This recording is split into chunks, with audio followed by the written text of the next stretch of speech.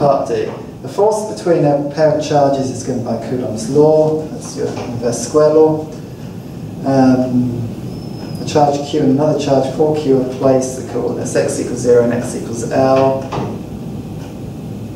One assumes that the y and z coordinates are the same. Find where on the line between them the resultant electrostatic force of the third charge is 0.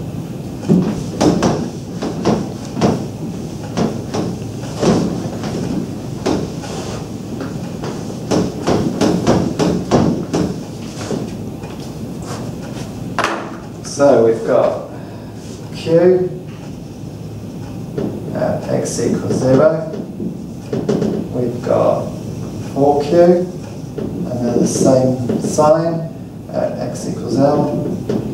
So we've got L distance there. So we're going to place a charge somewhere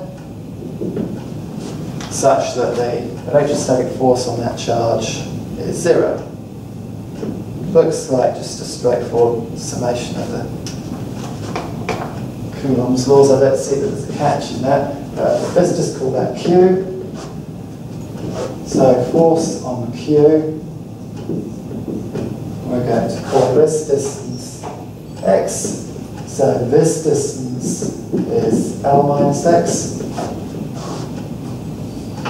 So force on Q equals, so let's consider their attraction or repulsion first.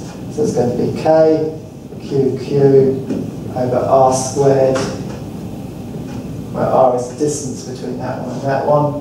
So that's x squared. Possibly the stumbling block is your algebra, making sure you have the right distances between those. Plus the force due to the other one, K. Now it's 4Q, this charge here, times big Q over L minus x squared. And our Q's cancel, as they should, because we don't know what, we're not told what sort of charge that is, but it's not going to matter. Can we do that with the equation as it is? Because that's equals 0, of course, yeah. It equals 0, yes. Yep. Sorry. Also No, Q equals 0, yes. So my bad. now we can cancel that. Get rid of the Q's, get rid of the K's. So we've got 1 over x squared plus 4 over L minus x squared equals 0. What is x? Well, if we move that to the right hand side, reciprocal. So we've got x squared equals minus L take x squared over 4. Multiply that out, x squared equals, it may be an obvious solution just by looking at it.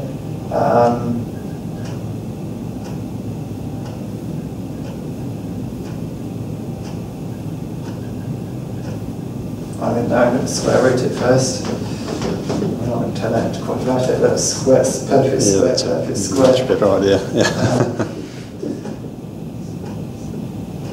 X equals, what am I going to do with my minus sign?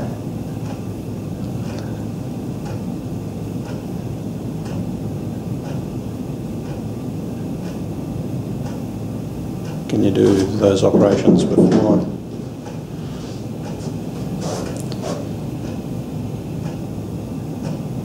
Something that doesn't look right there, does it? It's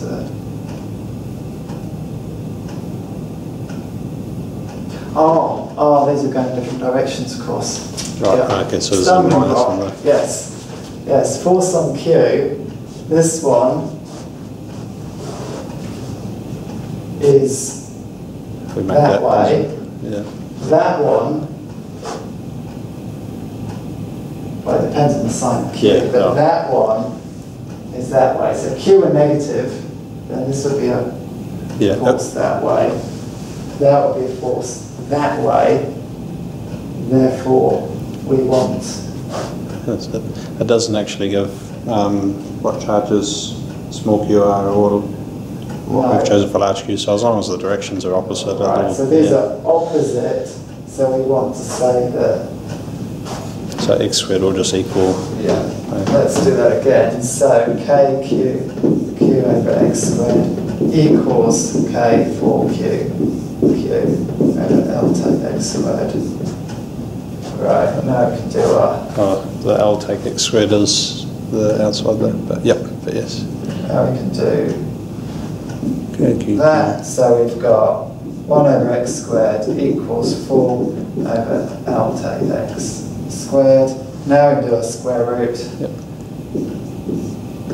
1 over x equals 4 equals 2 over L take x. Reciprocal. X equals L take x over 2. So if we bring that x over 2 over there, so we've got 3x over 2 equals L over 2.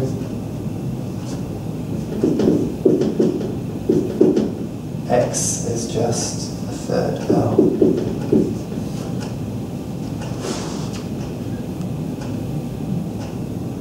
Which kind of, yeah, again, that's obvious. So if we've got Q sitting a third of the way, then this distance is half that distance. So inverse square law says that, because this is double that, this will then quarter the effect, but that's balanced by the fact that you've got 4 times the charge. Very good. So, totally obvious in the end. But the maths gets there, but yeah, just that little stumbling block, which ways are the sums going, make sure they're right. And that brings us into question 5.